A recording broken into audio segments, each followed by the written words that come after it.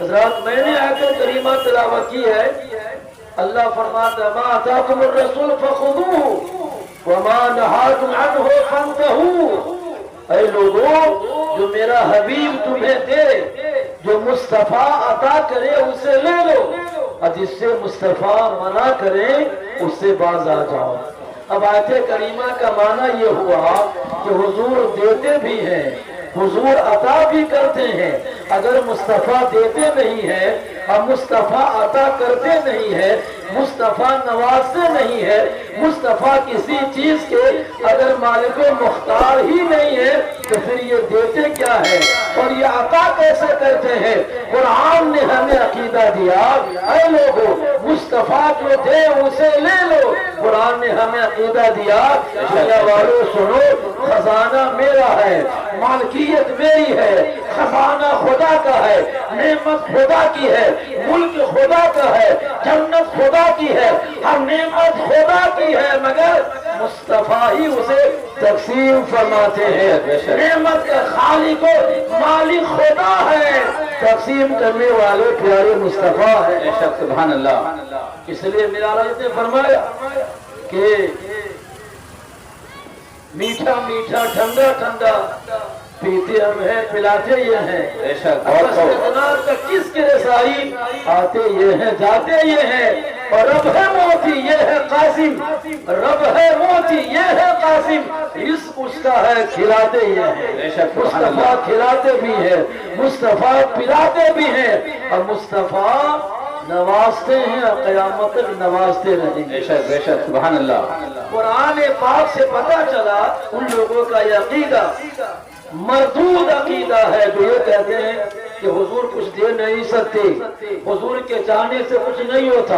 وقت میں گنجائش نہیں ہے، میں کہنا چاہتا ہوں نادانو، تم کہتے ہو حضور کے چاہنے سے کیا ہوتا ہے تو مجھے کہنے دو، ارے نماز فجر میں 2 رکعت ہے حضور کے چاہنے سے ہے، نماز ظہر میں 4 رکعت فرض ہے حضور کے چاہنے سے ہے، عصر میں 4 رکعت فرض ہے حضور کے چاہنے سے ہے، مغرب میں 3 رکعت فرض ہے حضور کے چاہنے سے ہے، عشاء میں 4 رکعت فرض ہے حضور کے چاہنے سے ہے، اور میدان عرفات میں مغرب نہیں پڑھنا ہے، مزدلفہ جا کر کے عشاء مغرب کو اکٹھا پڑھنا ہے، حضور کے چاہنے سے ہے۔ اب مجھے کہہ دو 10 صحابی جسے اشرف و شرح کہتے ہیں، ان کا دنیا ہی میں جنتی ہونا حضور کے چاہنے سے۔ بہت خوب، نعرہ تکبیر، نعرہ رسالت، جشن عید میلاد النبی، علماء اہل سنت، مسلک اعلی حضرت، اور لوگ کہتے ہیں حضور کے چاہنے سے کیا ہوتا ہے؟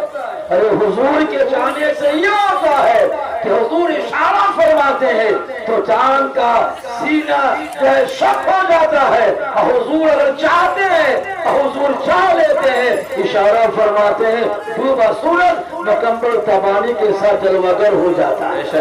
حضور کے چاہنے سے کیا نہیں ہوتا، سب حضور کے چاہنے سے ہے، اور خدا کی قسم محشر میں بھی جو ہوگا سب حضور کے چاہنے سے ہوگا، حضور کے چاہنے سے ہوگا۔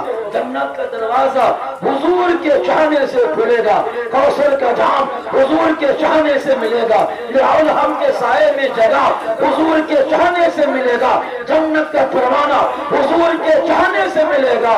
مجھے کہنے دیجئے کہ بے شک جو حضور کے دامن کرم کو تھام لے گا، حضور سے سچی محبت کرے گا، اطاعت حضور کرے گا، انشاءاللہ یہاں بھی شاد رہے گا وہاں بھی شاد رہے گا۔ سبحان اللہ، بہت خوب۔ اس لیے اہل سنت و جماعت کے پیروکار و عقیدہ کی اصلاح کیجیے۔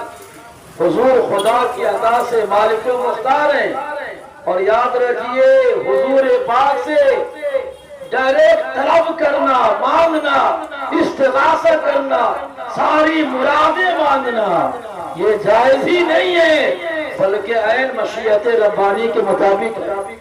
اب آئیے ذرا صحابہ کی ہم زندگی دیکھتے ہیں، لوگ کہتے ہیں حضور کے جانے سے کیا ہوتا ہے، جب حضور مالک و مختار نہیں ہے، جس کا نام کتاب کا نام ہے تقویت الایمان، اس میں لکھا گیا جس کا نام محمد ہو یا علی ہو وہ کسی چیز کا سمجھے کہ مالک نہیں مختار نہیں وہ اس کی حیثیت نہیں معاذ اللہ۔ یاد رکھیے میرے بھائیوں ہم نے خدا کو پہچانا ہے تو حضور کے ذریعے پہچانا ہے۔ حضور نے کہا یہ قرآن ہے تو ہم نے کہا قرآن ہے۔ حضور نے کہا جنت ہے، ہم میں سے کسی نے جنت کو دیکھا نہیں ہے، حضور نے کہا جنت ہے، ہم نے کہا جنت ہے۔ حضور نے کہا جہنم ہے، ہم نے مانا جہنم ہے۔ حضور نے کہا قبر میں عذاب و ثواب ہے، کسی نے دیکھا نہیں ہے، ہم نے مانا ہاں قبر میں عذاب بھی ہے ثواب بھی ہے۔ حضور نے کہا قیامت قائم ہوگی، میزان عدل لگایا جائے گا، اعمال تولے جائیں گے، کوثر کا جام دیوانوں کو پلایا جائے گا۔ ہم نے دیکھا نہیں ہے مگر سب حضور کے کہنے پر مانا ہے۔ ہم نے اللہ کو ایک مانا ہے، اللہ کو ایک جانا ہے، حضور کے کہنے سے مانا ہے۔ خدا کی قسم جو حضور کی اتباع چھوڑ دے گا، حضور کی اطاعت چھوڑ دے گا، حضور سے رخ موڑ لے گا، خدا کی قسم وہ لاکھ سجدہ کر لے سب ہو سکتا ہے، ایمان والا نہیں ہو سکتا۔ ایمان وہی کارگر ہے جو حضور کے وسیلے واسطے سے مانا ہے۔ اب آئیے صحابہ کو دیکھتے ہیں، ہم لوگ کہیں یا رسول اللہ کسنا، یا رسول اللہ انظر حالنا، بد مذہب کہتا ہے شرک ہو گیا، رسول اللہ سے کیوں مانگتے ہو، شرک ہوگی۔ آئیے صحابہ کی بارگاہ میں چلتے ہیں۔ جنگ احد ہے، جنگ احد میں ایک صحابی حضرت قتادہ ہیں، بخاری شریف مسلم شریف کی روایت ملاحظہ کیجئے، محبت سے بولیے سبحان اللہ سبحان اللہ سبحان اللہ۔ حضرت قتادہ لڑتے لڑتے بڑے زخمی ہو گئے، آنکھ کا جو حلقہ ہے یہ آنکھ کے باہر آ گیا، آنکھ کا جو ڈھیلا ہے یہ آنکھ کے حلقے سے باہر آ گیا، بالکل باہر آ گیا۔ اب آنے کے بعد حضور پاک کی بارگاہ میں آئے، کہا یا رسول اللہ آنکھ عطا کر دیجئے، حضور مجھے آنکھ عطا کر دیجئے۔ تو آقا نے فرمایا صبر کرو اللہ تعالیٰ تمہیں جنت عطا کرے گا۔ تو صحابی تو صحابی ہے، نبی کا غلام ہوتا ہے، بڑا ہوشیار ہوتا ہے، مصطفیٰ کا غلام ہوتا ہے، عقل والا ہوتا ہے، مصطفیٰ کا غلام ہوتا ہے، خرد والا ہوتا ہے۔ وہ فیض یاب بارگاہ مصطفیٰ کہا یا رسول اللہ ہمیں تو آپ کے صدقے جنت تو مل کے رہے گی، حضور اگر ہمیں نہ ملے گی جنت تو بھلا کس کو ملے گی؟ حضور آپ کے ہم غلام ہیں، آپ کے ہم صحابی ہیں، آپ کے پیروی کرنے والے ہیں، آپ کے مطیع و فرما بردار ہیں، آقا جنت تو آپ کے صدقے ملے گی۔ اے میرا آقا آنکھ بھی عطا کر دیجیے، سبحان اللہ سبحان اللہ۔ آنکھ بھی عطا کر دیے، بخاری مسلم حوالہ چاہیے تو یہ فقیر قادری اس کے ذمہ دار ہے۔ میں کہنا چاہتا ہوں حضور پاک نے یہ نہیں کہا قتادہ یہ کیا کر رہے ہو، مجھ سے مانگ رہے ہو، خدا کو چھوڑ کر مجھ سے آنکھ مانگ رہے ہو، جب یہ شرک ہو رہا ہے غلط کر رہے ہو، جاؤ ہم صرف دعا کر دیتے مانگو خدا سے۔ نہیں نہیں مجھے کہنے دیجئے، آگے حدیث سے بات ملاحظہ فرمائیے، حرابی فرماتے ہیں حضرت قتادہ نے کہا حضور جنت تو ملے گی ہی، آنکھ بھی عطا کر دیجئے۔ تو حضور پاک نے اس آنکھ کو جو حلقے سے باہر آ گیا تھا، اس آنکھ کے ڈھیلا کو حضور نے اپنے دستے پاک میں لیا، اپنا لعاب دہن لگا دیا، سبحان اللہ سبحان اللہ۔ اپنا تھوک لگا دیا، اور لگانے کے بعد دستے پاک سے اسی آنکھ کے حلقے میں بیٹھا دیا۔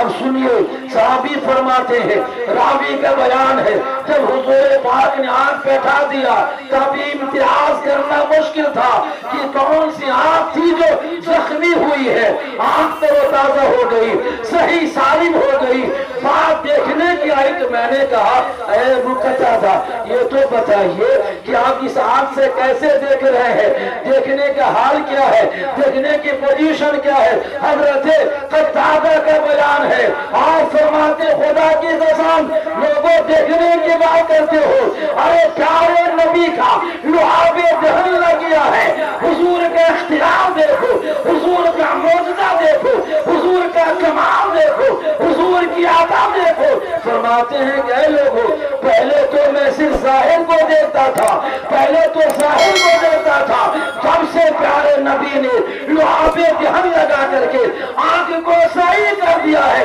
اب ابو قتادہ صرف ظاہر نہیں بلکہ باطن کو بھی دیکھ لیا. بہت خوب، سبحان اللہ، بہت خوب. اس آنکھ سے میں صرف ظاہر نہیں میں باطن بھی دیکھتا ہوں.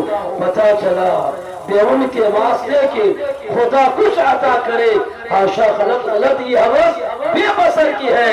اور مانگیں گے مانگے جائیں گے، منہ مانگی پائیں گے. سرکار میں نہ اللہ ہے نہ حاجت اگر کی. بے شک.